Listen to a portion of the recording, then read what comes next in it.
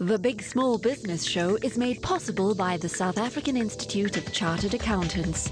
Develop, influence, lead. And MTN Business. Your success is our passion.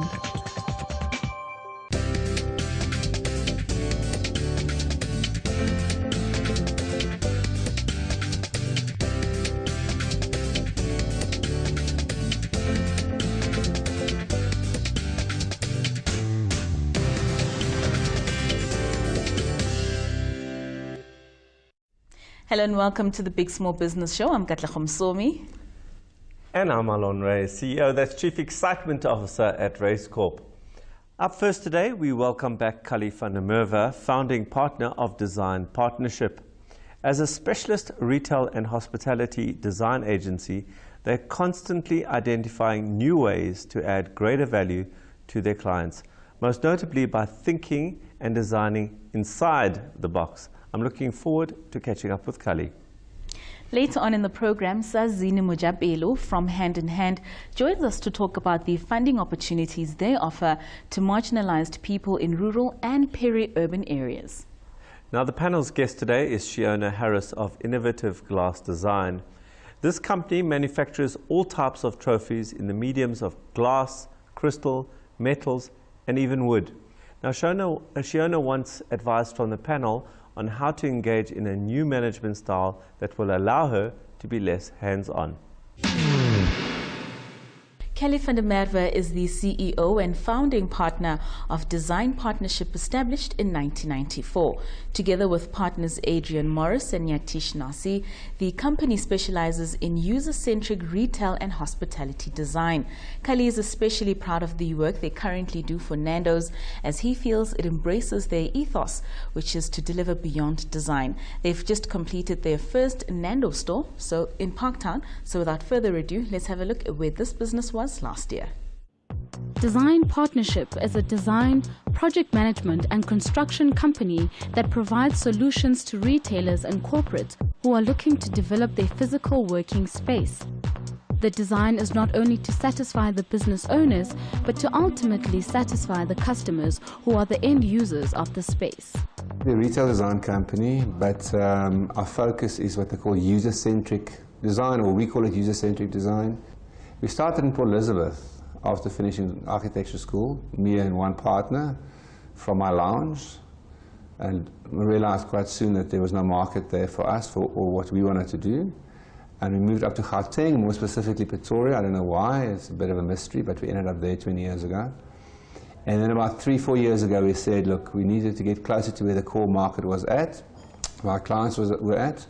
So we moved to Joburg about 2 years ago, and we haven't looked back since. To set this place up was close to R1 million just in the kind of spatial. Then the software and hardware is probably another R1.5 to R2 million. Design is one of the most capital intensive businesses. It's probably the most capital intensive, and the margins are very tight. So it's a very high risk business. With the recent economic meltdown, Design Partnerships have come up with a business model that allows them to cut production costs while maximizing on profits. So if you look at our business, we touch on about 1.2 or 1.3 billion a year. We only extract about 3 or 4%. That's very little. Now, if we can aggregate all the clients' spend into one pool, so we can maximize the discounts they can get, so on paint, on construction, on electrical, aggregate those things so they can get the maximum discount, we can offer a setup cost of their stores a lot lower than the competitor and a lot more at a obviously big advantage to them, because the return on investment will be a whole lot higher. So that's our big focus now, and to that end we've got a very prominent retailer in, which I can't mention just yet, that's joining our business to look at it from the retail perspective. That's our big focus and growth opportunity.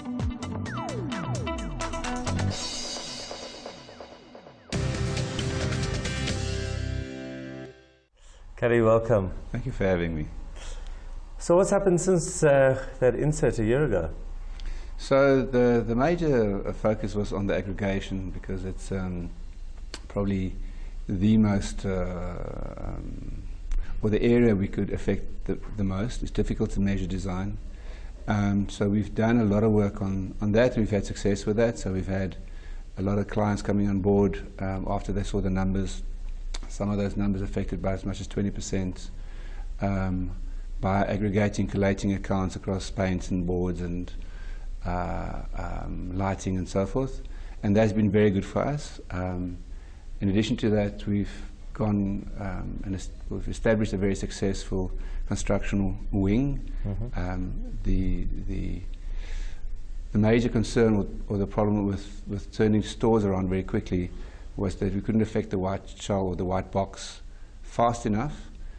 So we've instead of focusing on the shop fitting, where the profits probably could have been better for us, we focused on creating the white box quite quickly. So that means all the wet works, all the walls, all the plumbing, all the electrical, all those things. And that was the most effective so far. So that's been very, very effective. We've reached all our targets for that. It's come to a bit of an expense to the business, but we view that as an expense we needed to have for the long burn for the clients. If we were looking at it as in the short term, for us only, I think it would have affected us negatively long term. We can get the best results by partnering with our clients as opposed to just delivering something. So we've had fantastic results of that, just on quite a few clients with returns that they are extremely happy with, proud of. We even affected a percentage linked to their performance of one of the clients, so it's been a very good year. Talk to us about Nando's. It's now your pride and joy. Nando's is special, you know, like in many ways it reflects our business ethos. It's a company with incredible energy, incredible people. It's probably one of the most exciting brands to work on. It's being a people business. So what did you create? Did you store, concept store? So they have a unique approach in that they appoint more than one designer. So in South Africa they have 5 designers, I think. They have similar amounts per country. They're 1,000 stores strong. They have 330 stores in the UK alone, which is equal to here, and then 700 abroad in total, ranging from UK to America, Australia. So the way that they've engaged with us, and we've had a number of workshops, was to reflect their business, which is an African origin, mixed with the kind of Portuguese flavour, and to come up with designs that are unique in every single way in every store. So the mechanics are similar, but the way it reflects visually are different, and it reflects the area to make it more local, so the local haunt. So in terms of brand and multiple rollout, which is our main focus, the super excitement, the cherry on the cake here for us, is that we get to redesign each store every single time. So everybody's excited. It's infected our entire business. So let me just try to understand what you're saying. You're saying that each store then, not only does it have the South African flavour, the Portuguese flavour, but it also has a particularly local. So it has a bit of the DNA of the local area. Okay. So give me an example. Yeah, so Parktown, I'd love to talk about all of them because we're busy with so many, but Parktown's launch, so I can talk about that. So in Parktown, we kind of looked at the greenery of the area, the origin of the human forest, the concrete buildings that are there currently. They gave us a profile on the consumer, the bullseye, the race, the income, the splits across all of these sectors. So we could design specifically with visuals that appeal to that core market as a young, trendy, happening market. And in terms of the greenery of the area that was a little bit affected by all these kind of concrete buildings that have been stripped out, but the journey towards, if you think about the journey towards Parktown, you drive through a lot of green areas and you come to that kind of heart of it, which is very ungreen. So we populated the entire ceiling with a kind of a leafed installation, every single one, a couple of thousand little folded little leaves hanging from the roof. And when you're in there, you get the dappled light through it. It just works on your emotion, because you affect emotion in hospitality. It's very, very emotively driven. Different to retail, where retail is about the materiality of the product. You touch the product, here you touch the table and the chair, and so it's very tactile. It's very rich in flavour. It's quite colourful, although it's quite monochromatic. So it's just rich in its colour application. It's very kind of gold in some instances to kind of reflect the area of the time, the old landlords. So, and maybe one or two other examples, we might sometimes get that guys are far more business orientated, so then in other designs we've made the tables bigger because they need to open their laptops, they need to be comfortable and sit longer, so it needs to be softer, not hard, those kind of things. Fantastic. It was really wonderful catching up with you, and I hope that you come back onto the show in a year or two's time. Is that year or twos? Is that right? That's how you year or twos. Okay. Now I know as well, being Afrikaans, I will remember. Anyway, I hope you come back and with more great stories about your success. Thank you very much for having me. Thank you. After our startup tip of the week, Shiona Harris of Innovative Glass Design joins our panel to discuss engaging staff with a new management style that will allow her to be less involved in the day-to-day running of the business.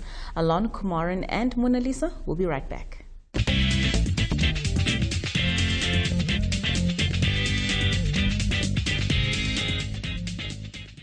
Changes in equity essentially give you a view of the value, the net asset value in your company.